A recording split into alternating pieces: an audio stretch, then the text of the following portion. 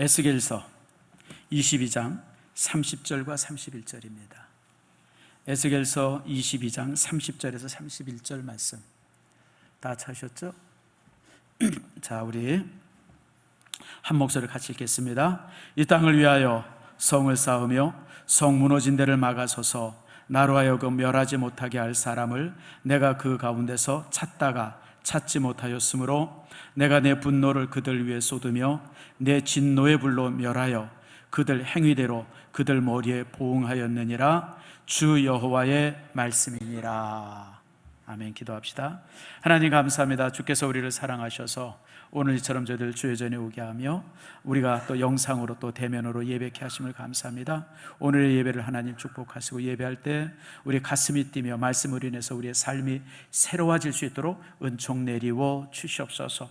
하나님의 말씀은 살았고 운동력이 있습니다. 권세가 있습니다. 치유의 능력이 있습니다. 오늘 이 시간 말씀의 검이 우리 안에 임해서 내 속에 있는 더럽고 악한 것들 주님 치유해 주시고 아버지 하나님께서 함께 해 주셔서 우리가 회복되어지고 나아지고 새로워지는 은총 내리워 주시옵소서. 감사드리고 예수님의 이름으로 기도드립니다. 아멘. 혹시 여러분 넷플릭스 아시죠? 영화 상영하는 그 TV 이제 어떤 방송국이죠? 보통 영화 그러면 영화는 이 영화관에서 상영하는데 이 넷플릭스라고 하는 곳은 이 TV로 상영하는 케이블 TV로 상영하는 영화만 만들어요. 그래서 넷플릭스에서 만들어진 영화는 이렇게 그 영화관에서 상영되지 않습니다. 그런데 이제 그 영화 중에 DP라고 하는 영화가 그 한 2주 전에 나왔는데 이게 갑자기 제가 신문을 보다가 그 우리나라 영화 한 편이 뭐 세계적으로 그냥 많은 이런 보여진다 그래서 이게 뭔가 그리고 이제 제가 이제 좀 봤어요. 그 DP라고 하는 것은 이제 그 탈영병들을 잡는 헌병들 얘기입니다. 그러니까 전방이나 후방이나 군인들이 있으면 꼭 탈영병들이 있지 않습니까? 그래서 이제 그들을 이제 잡아오는, 그들을 체포해오고 다시 이제 이 군대로 이렇게 데려오는 그 역할들을 하는 일종의 헌병이죠. 그런 사람을 이제 DP라고 그러더라고요. 근데 재밌는 것은 그러면서 이제 군 생활했던 내용들을 자세하게 보여주고 있어요. 근데 여러분 뭐 다 군필자니까 이 영화를 보면 이제 이렇게 감정이입이 많이 될 거예요. 야, 나 때도 저랬는데 진짜 무슨 이렇게 이 군기를 잡고 뭐 이런 부분들이 그냥 아주 너무 리얼하게 다루어져가 있어가지고 저도 이제 보면서 아이고 나 때도 저랬지 뭐 이런 어떤 동감들을 참 많이 느끼는 그런 이제 내용들이 그 속에 있습니다. 여러분 사실 그럴 수밖에 없어요.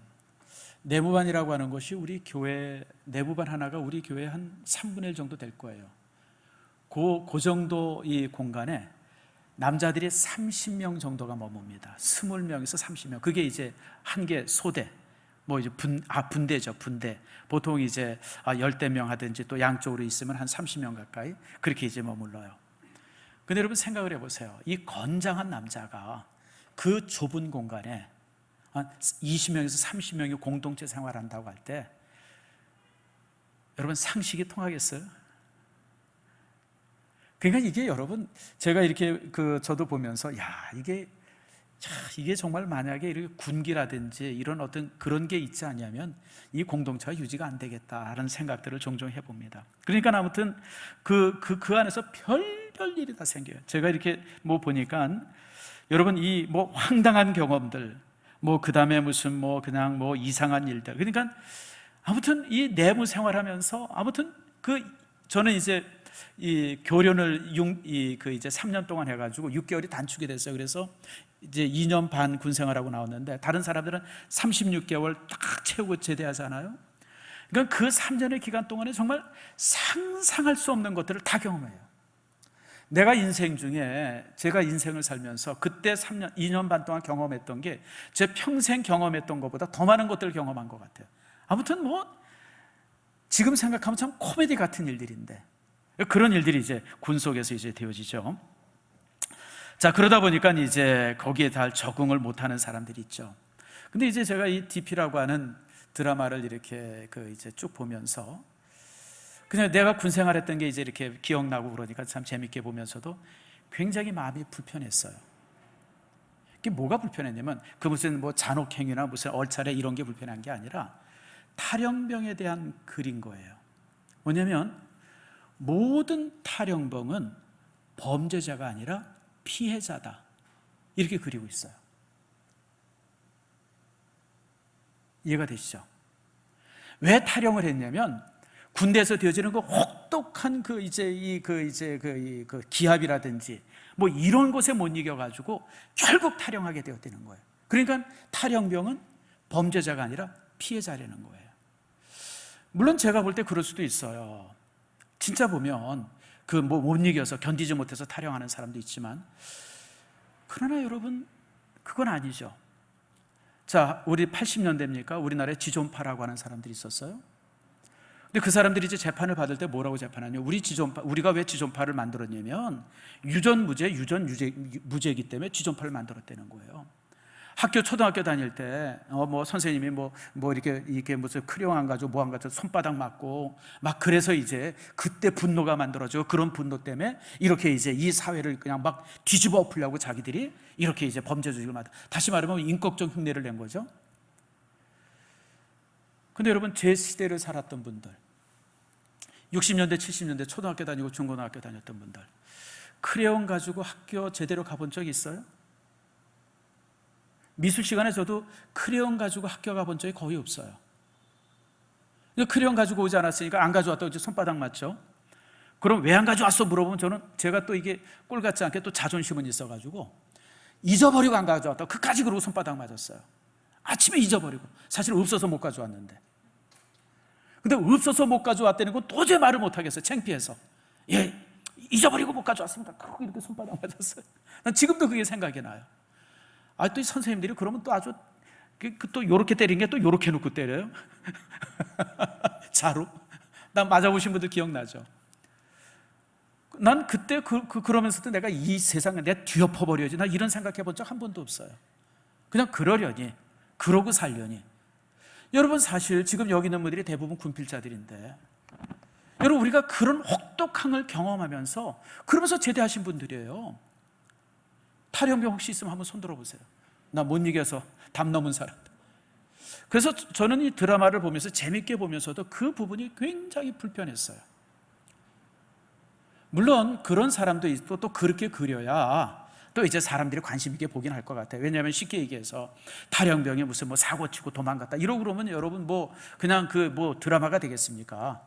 거기에 또 그럴싸한 상황을 만들고 그래야 사람들이 재밌게 보는 거죠. 뭐 드라마니까 그럴 수밖에 없는데, 사실 저는 그래서 이 드라마를 이렇게 보면서 무슨 생각이 났냐면, 그 3년 전에 2년 전입니까?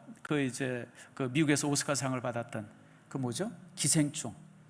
제가 그런 느낌을 받았어요. 기생충이 사실 그런 영화 아니에요. 있지도 않은 상황 그냥 편하게 만들어가지고 대한민국을 이상하게 만든 영화. 그래서 정말 기생충 같은 영화죠. 근데 꼭 그런 느낌이었어요. 혹시나 그래서 또 그런 생각했어요. 대통령 한 분이 그랬다죠. 원전 폭발되는 거 보면서, 야, 이거 원전이 위험하니까 대한민국에 원전 다 없애라고 명령을 내렸다는데, 혹시 그분이 이 드라마 보면서, 야, 대한민국 군인들 다 해체해버려야 되겠다, 혹시 이런 명령 내리면 어떡하나, 그런 생각도 이제 웃으면서 생각이 들었습니다. 여러분, 정말 힘들어서 탈영한 사람도 있을 겁니다. 그러나 모든 탈영병을 피해자처럼 그리고 군대를 아주 나쁜 조직인 것처럼 이렇게 그려진 것은 되게 불편했어요. 사실 군대 조직을 와해시키는 가장 무서운 것은 여러분 탈영입니다. 가혹행위가 아니에요. 난중일기 혹시 읽어보셨어요? 제가 난중일기를 읽다가 정말 깜짝 놀란 장면이 그거예요. 제가 난중일기 읽어보면서 이순신 장군의 여러 모습들, 어떤 때는 아이고, 야, 이순신 장군이 이런 면도 있었네, 그냥 얼굴 붉히는 장면도 있고 그러고 그래요. 근데 그 중에 제가 참 놀란 것 중에 하나는, 탈영병은 무슨 수를 써서라도 잡아서 참수했어요. 그러니까 이 탈영병이 도망가가지고 저 전라도로 도망가고 저 경상도로 도망가면 끝까지 가서 잡아가지고 참수시켰어요. 이유 여하에 상관없이. 그래서 제가 그 장면을 이렇게 보면서, 야, 이순신 장군이 이렇게 독했구나. 근데 제가 볼 때 그러지 않으면 군대라고 하는 것이 여러분 유지가 안 돼요. 여러분들, 생각해 보세요. 이런 이유 때문에 저런 가정사 때문에 어떻고 뭐 애들 때문에 어떻고 뭐 누가 그래서 여러분 한 사람 두 사람 탈영해 보세요. 군대가 되겠습니까? 안 되죠. 참 그래서 제가 참 그런 걸 보면서 제가 그래서 이 DP라고 하는 이 영화를 보면서 내내 재밌게 보면서도 되게 마음이 불편했어요. 그러면서도 또 이제 위안이 되는 게 있어요. 보니까 악의 고리를 끊는 사람들이 나와요. 예를 들면 나는 맞았지만 난 안 때리겠다. 나는 얼차례 받았지만 나는 얼차례 안 하겠다. 나는 밤마다 집합당했지만 나는 집합 안 시키겠다. 그런 사람들이죠. 이제 이 드라마에도 이제 그런 사람이 나오더라고요. 이제 주인공이죠. 사실 이런 사람들이 악의 어떤 그 굴레를 자르는 사람이에요. 근데 대부분 제가 여기서 보면 우리 크리스찬들이 저도 그랬어요.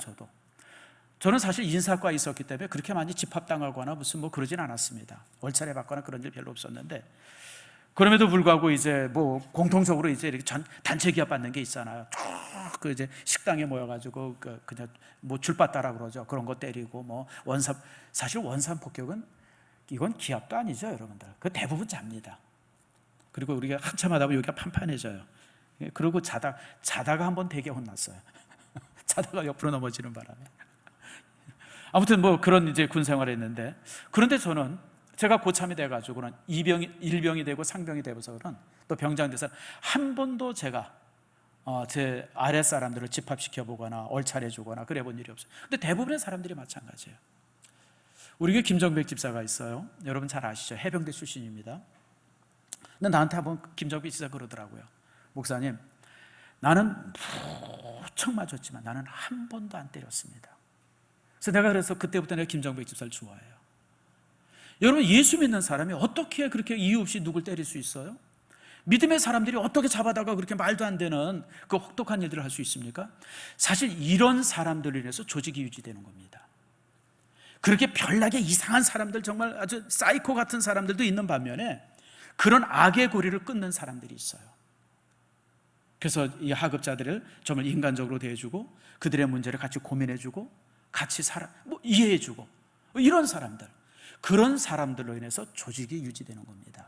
그래서 저는 이 드라마를 보면서 참 이렇게 불편한 점도 있었지만, 그러나 또 하나 이제 이렇게 참 이 소망을 본 것은 그렇구나, 저렇게 이 악의 고리를 끊는 사람들이 중간중간에 있었고 그들로 인해서 건강한 조직의 군대가 유지되는구나, 참 그런 생각을 해봤습니다. 여러분, 이거는 어느 시대나 동일합니다.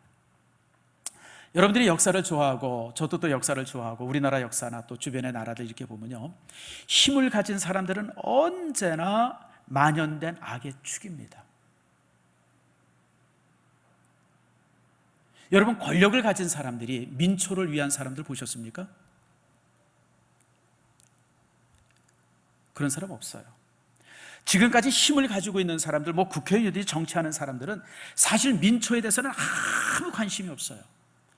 민초를 위한 척은 해요. 왜냐하면 선거에 당선돼야 되니까. 그러나 그들의 관심은 여러분, 우리 같은 서민은 아무 관심이 없어요. 이건 제가 한 얘기가 아니라 정치인이 한 얘기입니다. 우리나라 제가 제일 싫어하는 정치인인데 그 사람이 이제 역사란 무엇인가 뭐 이런 책을 몇 권 썼더라고요. 근데 글을 잘 써서 내가 이제 그 사람 책을 좀 이렇게 읽어요. 근데 거기 보면 자기가 국회의원을 했고 장관을 했기 때문에 또 요즘에 또 무슨 뭐 유튜브도 하고 그러더라고요. 여러분, 내가 이렇게 얘기하면 누군지 다 알 거예요. 내가 정말 싫어해요, 그 사람. 근데 그 사람이 솔직하게 얘기하더라고요. 지금까지 역사를 통해서나 뭐 자기도 마찬가지고 지금 있는 뭐 정치하는 사람들 중에 국민을 위하고 민초를 위한 사람은 아무도 없다. 역사상 아무도 없었다는 거예요. 다만 위한 척을 했을 뿐이다. 왜냐하면 당선돼야 되니까. 그리고 그 사람들의 관심은 이 선거에서 당선되는 게 관심이지 무슨 뭐 국민의 삶이 어떻게 좋아진다 그런 것은 전혀 관심이 없다는 거예요. 어떻게 거짓말을 하고 어떻게 말을 꾸며서 내가 다시 국회의원으로 당선되고 뭐 대통령으로 당선되고 무슨 뭐로 당선된 그것만이 관심이지 다른 건 관심이 없다는 거예요. 실제 그 사람이 국회의원을 했고 고양시에서 했어요. 저쪽 또 장관도 했던 사람이에요. 대통령의 최측근이었던 사람이에요. 그렇기 때문에 여러분, 그 사람이 뭐 때문에 거짓말 하겠어요? 그런 일을 다 겪었던 사람이에요. 여러분, 사실 그래요. 그래서 그거는 여러분 지금 사회뿐 아니라 성경도 동일하게 얘기하고 있어요. 성경 말씀들 읽어보면 힘을 가진 사람들은 언제나 악의 축이에요. 자, 오늘 우리 본문의 말씀 한번 잠깐 봅시다. 자, 25절 말씀부터 봅시다. 우리가 읽진 않았는데 25절에 이렇게 말합니다. 그 가운데 선지자들의 반역함이, 여기 선지자라고 번역이 되어 있는데 이건 반역이 아니라 프린스입니다. 프린스, 다시 말해 왕족을 말합니다. 왜 이렇게 번역을 했는데, 내가 이 영어 성경 있는 사람은 보세요. 그냥 뭐라고 번역되어 있냐면 영어에는 프린스, 다시 말해 왕족이라는 뜻이에요. 왕족, 그 이제 왕자죠. 이런 사람들은 어떻게 해요? 우는 사자가 음식물을 움킨 같이 그들은 사람들의 영혼을 삼키며 재산과 보물을 탈취하고 과부를 그 가운데서 많게 하였으면, 다시 말하면 이 권력자라는 사람들이 국민들을 수탈해서, 왕족이라는 사람들이 그냥 막 수탈하고 그냥 막 과부를 양산했다는 게 뭐예요? 그 남편들을 죽이는 거예요. 그냥 전쟁터에 내보내서 죽이고, 그냥 이런 짓들. 자, 그 다음에 제사장들은 내 율법을 보면, 여러분 구약시대 제사장은 종교인이 아니에요. 여러분 정치인이에요. 왕의 최측근에서 왕에게 조언하는 사람이 제사장들입니다. 그런데 그런 사람들이 뭐예요? 율법을 범하고, 또 27절에 보니까 그 가운데서 고관들, 권력을 가지고 있는 고관들은 어때? 음식물을 삼키고 이리같이 불의한 이익을 얻으려고. 2주 전에 신문 보셨어요? LH 직원 하나가 무슨 뭐 집을 30몇 채 가지고 있대나? 정말 이리 같은 사람들 아니에요? 국민을 위해서 일하라고 그 직원할 때 거기에 나오는 여러 가지 그 이제 이 소스를 가지고 그냥 주변에 집들을 많이 사가지고 30몇 채를 가지고 있대요. 직원 하나가. 정말 나쁜. 근데 여러분 이게 LH 직원 얘기입니까? 권력을 가지고 있는 사람 모두의 얘기예요. 모두의 얘기. 보니까 뭐 국회의원들 전수조사하고 뭐 이런 거 보면 별별, 지금 뭐 요렇게 감추고 저렇게 감추고 뭐 처가 통해서 사고 뭐 1억 그래서 드러나질 않죠. 여러분 들여다보세요. 여러분들 별별 일들이. 이게 이제 정치하는 사람들이에요. 권력을 가진 사람들이. 그런 사람들이 악의 축이죠. 또 선지자들은 그들을 위해서 회를 치라고. 여러분 이게 이제 선지자들이 그 당시 종교인들입니다. 목사와 같은. 근데 이런 사람들이 옳음을 얘기하는 게 아니라 그런 부패한 정권을 그냥 막 감싸주고 보호해주고 그들이 잘한다고 그러고 있고 그런다는 거예요. 이게 총체적으로 썩은 거예요. 영적으로도 썩고 정치적으로 썩고 모든 부분들이. 근데 더 문제는 뭐냐면 29절이에요. 우리 한번 같이 읽읍시다. 시작. 이 땅의 백성은 포악하고 강탈을 일삼고 가난하고 궁핍한 자를 압제하고 나그네를 부당하게 학대하였으므로. 윗물이 맑아야 아랫물이 맑은데 백성들도 동일하게 타락이 된 거예요. 동일하게. 여러분 참으로 이런 모습을 바라볼 때 하나님께서 얼마나 참 답답하고 힘들겠어요. 그런데 30절이 이렇게 말합니다. 30절 말씀 보세요. 이 땅을 위하여 성을 쌓으며. 지금 나라가 통째로 무너지고 있어요. 나라가 그냥 이렇게 완전히 기울어져 가지고 그냥 다 무너져 가고 있는데 그 성을, 그 무너지는 성을 위해서 그걸 다시 세우려고 성을 쌓으며 성 무너진 데를 막아서서 무너지는 성을 그냥 막 막아서서 무너지지 못하도록 버티는 그런 사람이 있다는 겁니다. 그리고 하나님께서 멸하려고 심판하려고 막 손을 들었는데 그 하나님께서 심판하지 못하도록 하나님의 심판을 가로막고 서는 사람이 있다는 거예요. 내가 그런 사람을 찾는다고 말씀하고 있어요. 여러분 저는 이 말씀을 이렇게 묵상하면서 한 주간 동안 묵상하면서 이게 바로 우리 성도들의 역할임을 제가 압니다.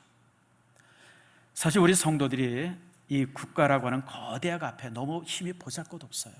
그렇잖아요. 여러분들 우리가 무슨 힘이 있어요? 우리가 뭐라고 한마디 한다고 여러분 들은 척이나 합니까? 그 사람들이 자기 하고 싶은 대로 다 하죠.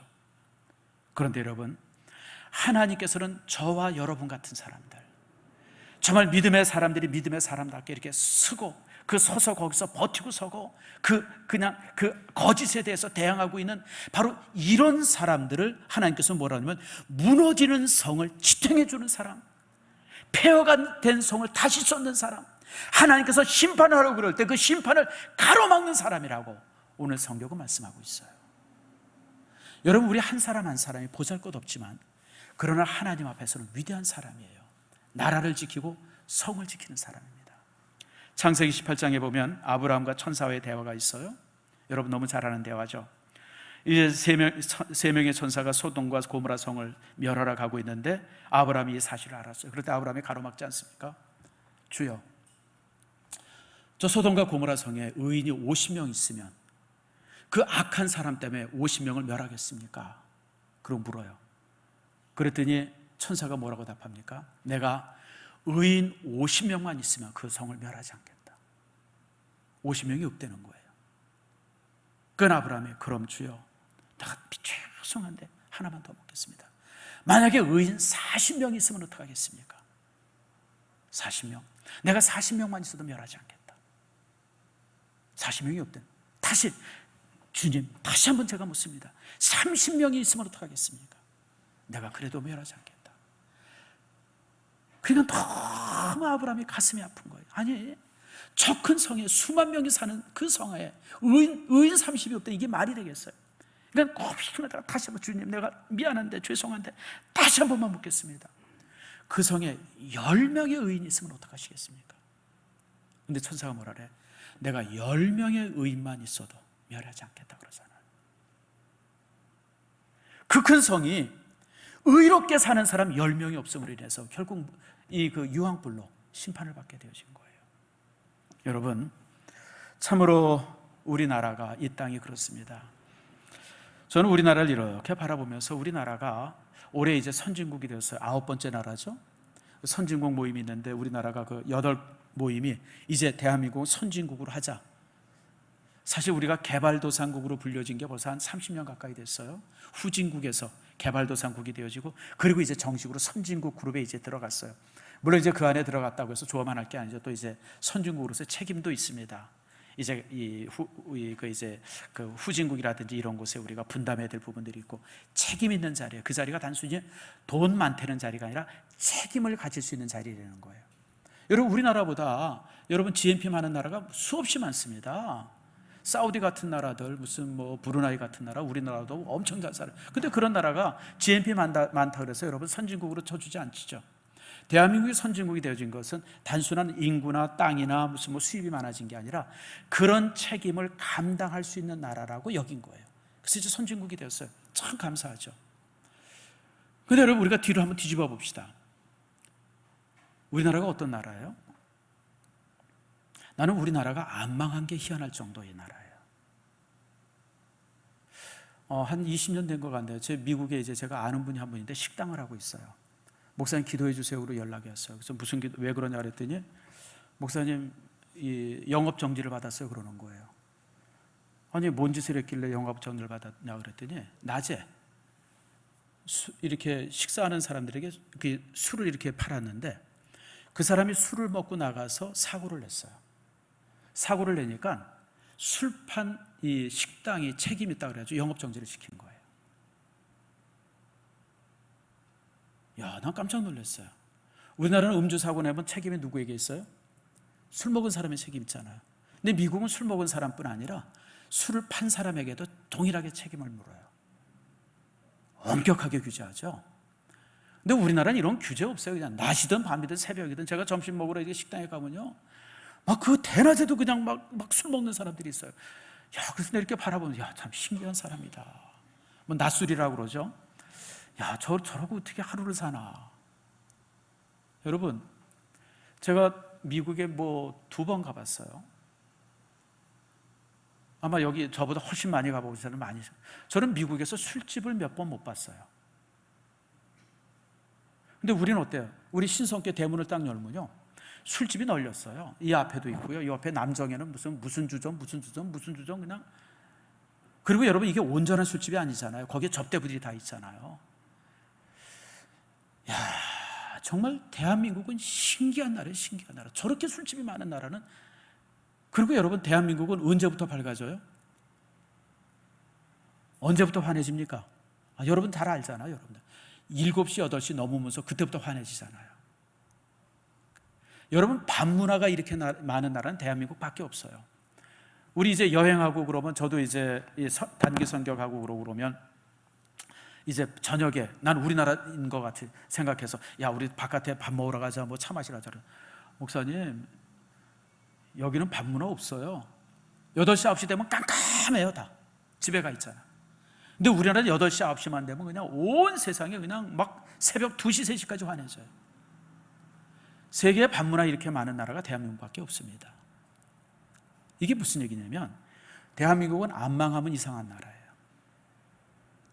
그런 성적인 타락뿐만입니까? 위기는 얼마나 많았어요. 껄핏하면 북한에서 그냥 불바다 만들겠다 그러고, 그냥 뭐 어쩌겠다 그러고, 그냥 그래서 여러분들 가끔 이렇게 그 한국에 이렇게 교수로 오신 분들 뭐 이런 분들 얘기를 들어보면 이제 미국에 있는 거 이런 거 저런 거 다 포기하고 한국에 오겠다 그러면 팍 말립니다. 야, 그 전쟁 나라 때 거기 가서 거기 왜 가냐고. 근데 우리는 아무렇지도 않잖아요. 그 왜 아무렇지도 않아요? 우리가 그 위협이 없어서 아무렇지도 않아요? 아니에요, 여러분. 너무 익숙해서. 불바다 얘기 하도 들으니까 불바다가 아니라 무슨 먼 바다라 그래도 겁도 안 나고요. 우린 익숙해서 못 느끼는 것뿐이지 실제 이 외부에서 바라보는 대한민국은요, 이게 아주 그냥 곧 망할 나라예요. 곧 망할 나라. 근데 여러분, 우리가 안 망하잖아요. 여러분, 대한민국은 선진국이 된 게 기적이 아니라 여기까지 오면서 안 망한 게 기적 같은 나라예요. 우리나라가 또 여러분이 알다시피 위험이 얼마나 많았어요. 대통령 시해 사건이 있었죠. IMF 있었죠. 경제적으로 위기가 수없이 많이 있었어요. 사실 우린 잘 모르죠. 저는 관심 있게 그분들이 쓴 책이나 이런 걸 이렇게 보면 대한민국의 경제적 위기가 수없이 많았어요. 90년대 초반에도 있었고 IMF 때도 있었고 그 외에도 몇 번 있었는데 그 위기가 그냥 기적같이 넘기면서 여기까지 온 거예요. 왜 그런지 아세요? 나라를 지탱하는 의인들이 있었기 때문에 그래요. 우린 종종 이런 일이 있으면서 대통령이나 무슨 지도자나 이런 사람들에게 그 공로를 돌리는데 제가 볼 때 그들이 물론 그분들이 이렇게 방향을 잘 잡아준 거는 있죠. 근데 여러분, 정말 이 나라를 이렇게 만들기 위해서 애쓴 분들이 여러분 우리 정말 성도들이고 하나님의 사람들이에요. 저는 그래서 이 땅의 천만의 그리스도인들이 대한민국의 이 골격이라고 생각해요. 골격, 뼈예요. 뼈. 지탱하고 있는 뼈예요. 사람들은 이 겉모습만 바라보죠. 근데 여러분, 실제 이 나라를 지탱하고 있는 천만의 그리스도인들이 이 나라를 지키고 있는 거예요. 그들이 오늘 이 30절에 있는 말씀처럼 성을 쌓으며 성 무너지는 데서 막아서고 그들이 하나님이 멸하지 못하도록 하나님의 그 심판을 가로막고 있는 사람들, 그들이 바로 천만의 그리스도인들이에요. 하나님께서 그들을 찾는다고 지금 말씀하고 있는 겁니다. 자, 여러분, 그러므로 우리가 이 부분들 속에서 그러면 천만의 그리스도인이 있다고 해서 다 되는가? 제가 볼 때 그건 아니에요. 왜냐하면 25절부터 29절 나오는 이 말씀에 나오는 사람들이 다 유대인들 아닙니까? 객관적으로 다 하나님 믿는다고 생각하는 사람들이에요. 근데 그들이 지금 나라를 무너뜨리고 있어요. 그런데 그들 속에 다른 사람이 있다는 거예요. 그 사람을 찾겠다고 하는 것이죠. 그래서 제가 볼 때는 우리 참 이렇게 가로막고 성 무너짐을 가로막고 하나님의 심판을 가로막고 그 다음에 또 이제 새로운 성을 쌓는 사람은 세 가지의 믿음이 있는 사람들이에요. 첫 번째 믿음이 로마서 12장 2절에 있는 말씀입니다. 자, 우리 같이 한번 읽어볼까요? 다 같이 읽습니다. 시작. 너희는 이 세대를 본받지 말고 오직 마음을 새롭게 함으로 변화를 받아 하나님의 선하시고 기뻐하시고 온전하신 뜻이 무엇인지 분별하도록 하라. 바로 이거예요. 여러분, 우리가 이 땅에 살지만 그러나 이 세대를 본받지 않고 우리 믿음의 사람답게 살아가는 거예요. 저주에도 말씀드린 것처럼 우리가 정말 이 험악하고 이런 땅 속에서 우리가 빛과 소금의 직분을 다하면서 우리가 꿋꿋하게 믿음의 사람답게 살아가요. 다른 사람은 다 죄를 지을지라도 그 자리에 서지 않고, 다른 사람들은 다 부정할지라도 그 자리에 서지 않고, 다른 사람들은 다 제멋대로 살아가더라도 우리는 믿음의 사람답게 꿋꿋이 살아가는. 저는 제가 그래서 여러분들에게 자주 말씀드린 것처럼 대한민국은 매 주일마다 7일마다 새로운 피를 수혈받는 사람들이 세계 이 땅 곳곳에서요. 여러분, 천만의 그리스도인들이 오늘 주일날 예배드려요. 이 예배를 드리면서 여러분들이 한 주간 살면서 참 이렇게 더러워지고 그런 것들 주 앞에 회개하면서 정결하게 되어져요. 그리고 말씀을 받아요. 말씀을 들어요. 주 앞에 기도해요. 그런 모습 속에서 여러분들이 월요일날 세상에 나가는 거예요. 아무것도 아닌 것 같지만 아무것도 아닌 것이 아니에요. 여러분, 학교 속에, 직장 속에, 사업 속에, 무슨 시장 속에, 우리나라 곳곳에 썩어 있고 무너지고 깨지고 부서지고 있는 그곳에 새롭게 주님의 정결한 피로 수혈받은 성도들이 그 자리에 가서 새롭게 서는 거예요. 이게 바로 이 나라가 지탱되는 힘인 줄 믿습니다. 여러분들이 지금 그 역할을 하고 있어요.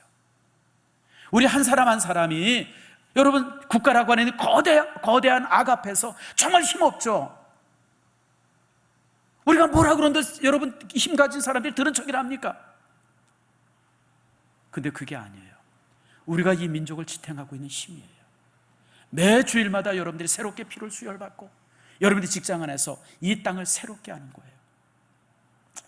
여러분들 이제 투석 받는 사람들 있죠. 저는 다른 말로 말하면 투석 같아요. 투석.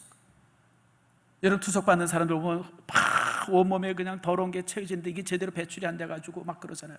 그럴 때는 투석을 받으면 피가 깨끗해져가지고 새로 되어지잖아요. 우리 교회도 투석 받는 집사님이 계세요. 바로 이거예요. 매 주일마다 여러분들 하나님의 말씀과 예배를 통해서 투석을 받고 그리고 세상 안에 서는 거예요.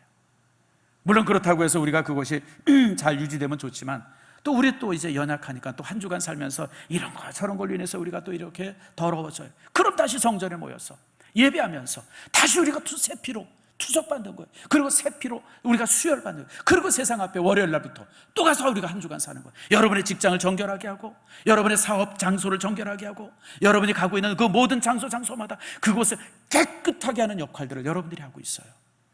바로 주님께서는 그 사람을 지금 찾고 있다고 말씀해요. 그 사람. 두 번째는 기도하는 거죠. 중보기도. 저는 특별히 중보기도 속에서 민족을 위한 중보기도 중에서 제가 제일 좋아하는 기도가 모세기도입니다. 모세기도. 출애굽기서 32장에 나오는 말씀인데요. 백성을 하나님께서 이렇게 애굽에서 이렇게 탈출시켜서 이렇게 이제 데리고 왔는데 이 백성들이 말을 안 들어요. 그래서 하나님 꼴빛하면 하나님 원망하고 그냥 무슨 그냥 그러니까 하나님께서 그냥 이 백성을 통해서 새로운 뭔가 시작을 하려고 이렇게 이제 백성을 그 애굽 땅에서 이렇게 데리고 나왔는데 그냥 너무 속상한 거예요. 그러니까 하나님께서 모세에게 뭐라 하냐면 모세야 저 사람들 다 멸해버리자. 다 죽여버리자. 이 광야에서 그냥 다 죽여버리자. 그리고 내가 모세 내 후손을 통해서 새로운 민족을 만들어 주겠다. 그리고 이제 모세에게 이제 이게 얘기를 해요. 쉽게 얘기하면 우리 이창호 집사님에게 그러는 거예요. 야 이창호 집사 대한민국 크리스찬들 다 엉망이니까 내가 다 죽여버릴게. 그리고 이창호 집사 내 후손을 통해서 새로운 종족을 만들어 줄게요. 솔깃해야 안 해요? 집사님 그리고 할래 안 할래? 사실 굉장히 솔깃하다. 왜냐하면 백성들이 하나님만 거역한 게 아니라 모세를 향해서 그렇게 원망을 하고 껄핏하면 모세한테 그냥 막 손가락질하고 그러니까 모세가 그냥 하나님 말씀대로 지도자로 섰긴 했지만 그냥 백성들이 자신을 향해서 비난하고 그러니까 모세도 너무 속상한 거예요. 그렇게 속상해 있는 모세를 향해서 하나님께서 그러겠다 그랬을 때 얼마나 솔깃해요. 근데 모세가 뭐라는지 아세요? 하나님 아닙니다. 만약에 하나님께서 이 백성을 멸한다 그러면 하나님의 명예에 얼마나 금이 갑니까? 하나님께서 백성을 구원시키려고 애굽에서 데려 나왔는데 그냥 하나님께서 애굽에서 다 멸했다 그러면 저 강에서 다 멸했다 그러면 하나님의 명예에 심각한 문제가 있고 그렇게 해서는 안 됩니다. 그래서 뭐라냐면 하나님 만약에 하나님이 그러시려면 나를 하나님의 생명책에서 이름을 지어주세요. 다시 말하면 이 백성을 멸하게 하려면 나부터 죽이세요. 그러면 내가 동의하겠습니다. 여러분 우리 그리스도인들이 나라와 민족을 위해서 이렇게 기도해야 돼요. 하나님 이 나라가 잘 되게 해주세요. 그렇게 아니라 하나님 모세도 여러분 사도 바울도 그렇게 기도했어요. 사도 바울도요 뭐라고 기도하냐면 내 친족이 구원받으면 나는 하나님의 생명체에서 제함을 받아도 괜찮다 그랬어요. 나는 지옥에 가도 되는 거예요. 우리가 나라 민족을 위해서는 그렇게 기도해요. 하나님 이 민족이 구원된다, 이 민족이 새로워진다 그러면 나는 지옥에 가도 괜찮습니다. 이게 그리스도인들의 기도예요. 모세가 민족을 위해서 그렇게 기도했고요. 여러분 바울이 그렇게 기도해요. 제가 종종 얘기하죠. 다윗도 그렇게 기도하지 않습니까? 다윗도 자기가 잘못해가지고 죽음의 천사가 이제 예루살렘을 막 이제 멸하려고 섰을 때 다윗이 자기와 자기 이 친족들, 가족들을 다 데리고 나오죠. 아들, 왕자들 다 데리고 나오고 자기 형님들, 가족들 다 데리고 나와요. 그리고 죽음의 천사를 딱 가로막지 않습니까? 예루살렘을 멸하려면 나부터 죽이세요. 내 죄 때문에 내가 범죄해가지고 이런 재앙이 왔는데 나부터 죽이고 예루살렘 죽이세요. 그럴 때 여러분 죽음의 천사가 어떻게 합니까? 칼을 내리잖아요. 여러분 이게 우리 성도들의 기도예요. 성도들이 이렇게 나라 민족을 위해서 기도해야 돼요. 지금 하나님께서 찾고 있는 사람이 바로 이런 사람을 찾고 있는 거예요. 이렇게 기도하는 사람이 있을 때 하나님께서는 심판하려고 그 심판의 손을 들었다가 어떻게 해요? 멸하지 못하게 할 사람, 가로막고 있으니까 멸하지를 못하는 거예요. 멸하지를 못하는 거예요. 그런 사람을 내가 찾고 있다고 말씀한 겁니다. 마지막으로 하나 더 볼 것은 좀 더 적극적이죠. 내가 의롭게 살고 내가 기도하는 정도가 아니라 이 민족을 변화시키겠다고 전도하는 사람입니다. 이게 적극적인 겁니다. 여러분, 우리 1,000만의 그리스도인으로 만족하는 것이 아니라 이 땅에 2,000만의 그리스도인이 되게 하고 이 땅을 3,000만을 그리스도인 되게 하는 이 전도는 가장 적극적 방법이에요. 가장 적극적 방법입니다. 사실 어떻게 생각하면 기도하고 그 다음에 내가 이제 정결하게 살고 이런 거는 좀 수동적이죠. 소극적 방법입니다. 그러나 오늘 사도 바울은 그 에스겔서는 우리에게, 그리고 성경이 우리에게 주신 말씀은 그런 소극적인 것보다 더 적극적인 것이 있다. 그것이 바로 뭐냐면 전도하는 거예요. 그래서 예수님께서 세상을 바꾸기 위한 가장 좋은 방법으로 우리에게 주신 명령이 뭐냐? 땅끝까지 복음을 전하려는 거예요. 물론 주님께서 우리에게 여러 가지 도덕적 그리고 윤리적인 그런 지시를 많이 했어요. 그런데 여러분, 주님의 마지막 명령이 뭔지 아세요? 전도예요. 왜 마지막 명령을 전도를 하라고 명령하셨냐면 그것만이 세상을 바꿀 수 있는 유일한 길임을 주께서 하셨기 때문에 그래요. 너희는 땅끝까지 가서 복음을 전거해라. 사랑하는 성도 여러분, 이제 새생명 축제가 얼마 남지 않았죠. 또 우리가 이제 회복을 위해서 기도합니다. 그러나 이 땅을 위해서, 이 나라를 위해서 가장 중요한 것은 우리가 복음을 전하는 거예요. 여러분, 우리가 이 1,000만의 그리스도인들이 한 사람을 전도하면 2,000만이 되어져요. 산술적으로 한 사람이 한 명만 전도하면, 여러분 2명, 3명, 4명 이렇게 전도할 필요 없어요. 내가 한 명만 전도하겠다. 여러분 이런 결심으로 복음을 전하면요, 이 땅은 2,000만의 그리스도인이 되어지는 겁니다. 이런 놀라운 기적들을 이루는 저와 여러분 되기를 축복합니다. 말씀을 맺습니다. 여러분, 지금 우리나라의 가장 큰 관심은 대통령 선거예요. 근데 제가 말씀드린 것처럼 또 우리 갖는 공통적인 생각은 별 기대 안 하죠. 별 기대 안 해요. 많은, 저도 장로님 2분이 이제 대통령 됐을 때 기대를 정말 많이 했어요. 지금 나라가 달라지겠지. 근데 내가 보니까 정치는 다 똑같아요. 정치인들은 다 똑같더라고요.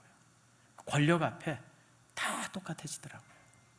그래서 저도 이제 지금 내년에 이제 대통령 선거를 할 때 제 관심은 딱 하나예요. 제일 덜 나쁜 사람 뽑는 거예요.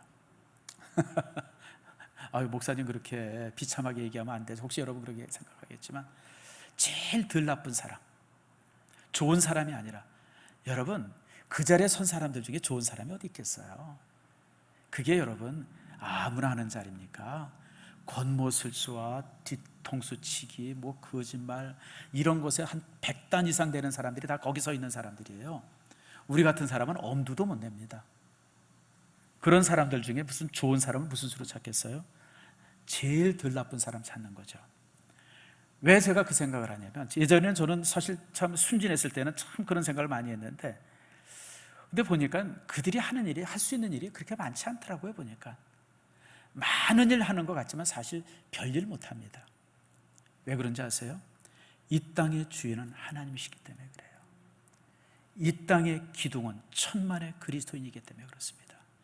별 사람들이 다 대통령이 돼가지고 별짓을 다 하려고 해도요, 1,000만의 그리스도인들이 다 버티고 있으니까요, 여러분 하지를 못해요. 이런 법 만들고 저런 법 만들어도 다 소용없어요. 여러분 1,000만의 그리스도인들이 버티고, 여러분들이 버티고 있기 때문에 그래요. 제가 버티고, 나 한 사람은 별 볼 일 없지만 1,000만의 성도들이 똑같은 마음을 가지고 버티고 있으니까 뭘 못해요. 여러분들, 중요한 것은 우리예요. 나 한 사람이에요. 남이 뭐 한다, 여러분 그거에 관심 갖지 마세요. 내가 하나님 앞에 의롭게 살고, 정말 모세가 기도하듯이, 다윗이 기도하듯이, 사도 바울이 기도한 것처럼 민족을 위해서 그렇게 기도하고, 그 다음에 나 한 사람이 한 명, 내 평생에 한 사람을 전도하겠다, 이 마음을 가지면 이 땅에, 여러분들은 이 땅에 성을 쌓는 사람이 되어지고, 무너진 성을 지탱하는 사람이 되어지고, 하나님의 심판을 가로막는 사람이 되어집니다. 여러분 모두가 그런 사람 되기를 축복합니다.